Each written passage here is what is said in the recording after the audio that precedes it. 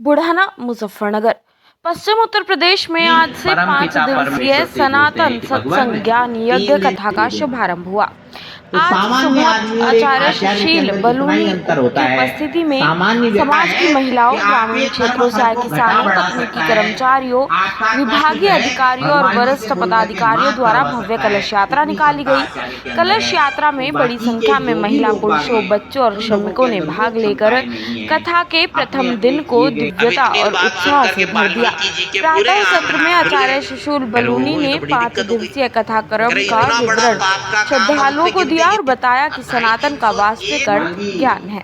ज्ञान यज्ञ का भाव यह है कि हम अपने दोषों, पापों और नकारात्मक प्रवृत्तियों को ज्ञान की अग्नि में समर्पित करके शुद्धता की ओर बढ़े। आचार्य जी ने कहा कि यह 5 दिन आत्मशोधन, आत्मबोध और आंतरिक ऊर्जा के लिए समर्पित है कि बड़े से बड़े पाप का हरण कर सकते हैं।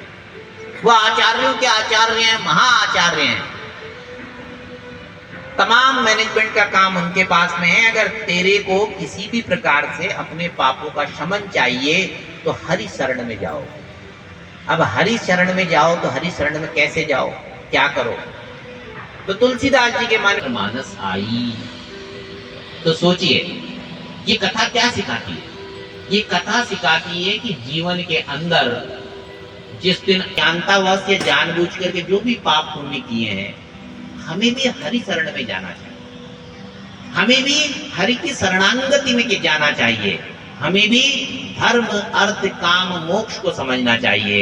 और जिस दिन आप इन चतुर पूछा जाता है, क्या नाम है, क्या राशि है, क्या गोत्र है, किसके पुत्र हो, कहाँ रह रहे हो, कहाँ के रहने वाले हो, क्या कष्ट है, इतना चीज पूछने के बाद में आचार्य जी परम पिता परमेश्वर से आपको आपका पूरा एड्रेस बता करके फिर परमपिता परमेश्वर से ही बोलते हैं कि भगवान 3 दिन, 5 दिन, 7 दिन इस अमुक व्यक्ति के लिए मैं।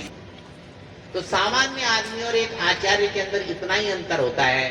सामान्य व्यक्ति आपके कर्मों को कम या ज्यादा नहीं कर सकता है।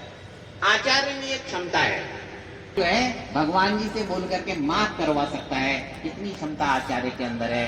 तो बाकी के जो भी लोग बाग हैं उन लोगों के अंदर वो क्षमताएं नहीं है।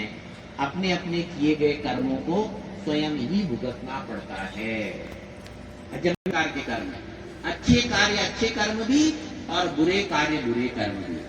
अब इतनी बात सुनकर के वाल्मीकि जी के पूरे आंख नाक खुल गए। फिर वो तो बड़ी दिक्कत हो गई। अरे इतना बड़ा पाप का काम, अब उसने गिनती सुनी के गले में जितनी मालाएं डालती है ना, सिर काट काट करके, कह रहे 35 तो नहीं डाली नहीं है और इससे मैंने सैकड़ों पहले काट चुका हूँ। अरे 250-300 आदमी तो मार ही चुका हूँ मैं। अब 250-300 एक हत्या, फिर गिनने लगा।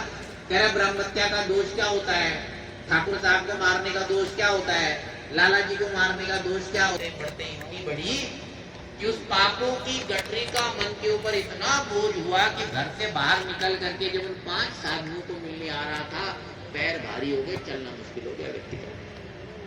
कि बड़े से बड़े पाप का हरण कर सकते हैं। वो आचार्यों के आचार्य हैं, महाआचार्य हैं।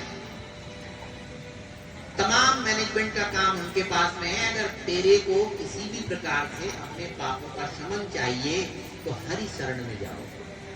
अब हरि शरण में जाओ तो हरि शरण में कैसे जाओ, क्या करो?